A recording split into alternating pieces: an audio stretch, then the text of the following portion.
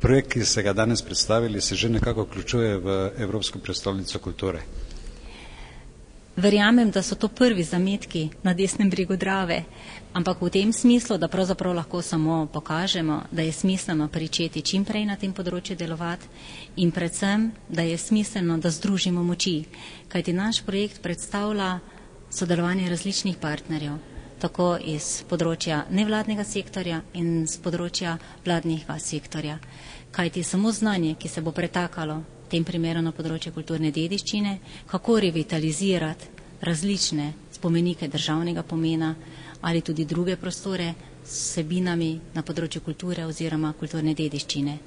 Naš projekt je zagotovo eden izmed tistih, ki odpira vrata sodelovanja in nagovarja tako mlado publiko kot vse ostale, ki jih zanima, kaj bo z našo dediščino in kako lahko pripomoremo vsak na svoj način k izboljšanju, k ohranjanju in predvsem k življenju dediščine, ki smo jo podedovali. Kako pa mislite obogatiti program? Program obogatimo lahko samo na različne načine in tokrat v našem primeru skozi kulturne dogodke.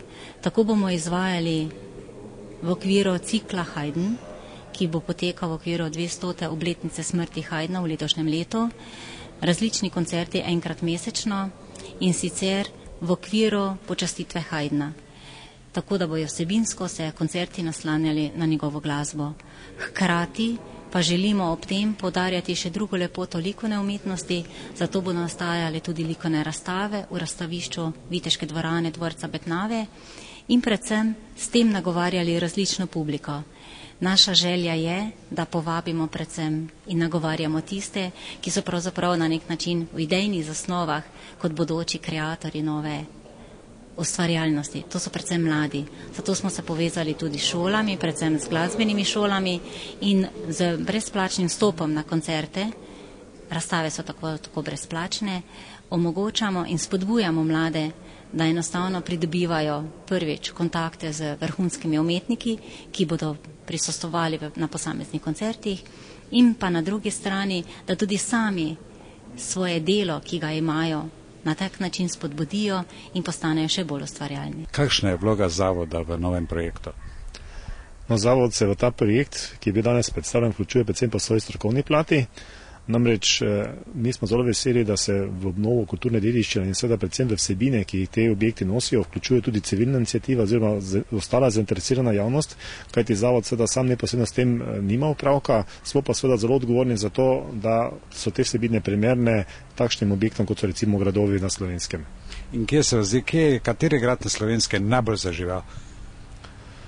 Ja, zdaj seveda je treba reči, da tisti verjetno, ki imajo prave vsebine, se pravi tisti, ki so nekako, v katere so mešene mozejske dejavnosti, tudi ta Betnava, recimo, kot kaže po teh projektih in seveda zadeve, ki so že v pripravi, kaže neko svetlo prihodnost. Seveda, na drugi strani imamo pa celo serijo takšnih, ki pravzaprav nimajo vsebine, ker tudi niso obnovljeni do konca in so v lasti države. Država slab lastnik teh gradov? Ja, praviloma zmeraj vemo, da država slab lastnik, zato ker seveda državna administracija, v katero tudi v končni fazi mi spadamo, seveda se ne spoznamo vse te zadeve. Naša naloga je seveda, da te objekte obnovimo v taki meri, da potem lahko noter pride posamezne vsebine, ki pa morajo biti takšne, da seveda vse vsebine namreč ne sodijo v gradove, ampak take vsebine, ki potem pravzaprav nadgradijo tisto, kar pravzaprav ti prostori nudijo. Se pravi, ali od notranje opreme, ali od poslikav in tako naprej in pa v končni fazi tudi od okolice teh objektov. Se pravi, da ste tudi pripričani, da bo projekt Betnava zaživel resnično? Ja, ta projekt, o katerem smo danes govorili, zagotovo bo zaživel, seveda to odvisno od vseh sodelujočih partnerjev in seveda tudi od glavnih nosilcev. Čaka nas seveda tudi precej vredno novih izkušenj, ki doslej nimamo in seveda morebitnih napaka se bomo verjetno še veliko stvari naučili. Seveda pa seveda stvar tudi ostale javnosti, ki bo povabljena k temu sodelovanju oziroma da se posamezni dogodkov udeleži ali se v njih tudi vključuje, to je pravzaprav izziv za vse nas.